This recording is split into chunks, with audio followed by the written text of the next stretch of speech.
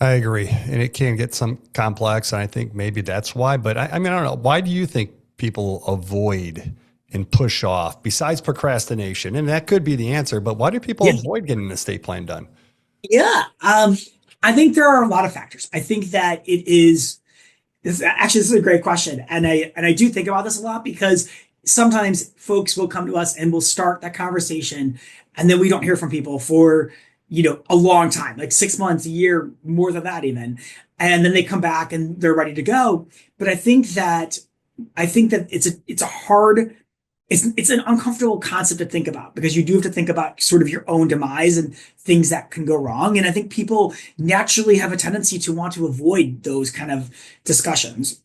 I think the other thing that I think that happens is that people get bogged down in the details. And so thinking about who might be the appropriate fiduciaries, I think that's something that people will think, well, wait, I don't know who I want to have here. And I think it stops that process.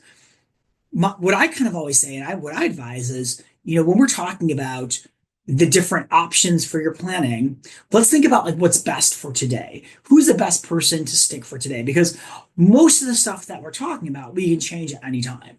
And so if we can change it, let's pick the right people for today and let's pick the right options for today. And let's structure this, thinking of today in the present, because that's what's going to help you get to that next step and get this done. Because you're better off having it done than having sat on it and not completed your planning.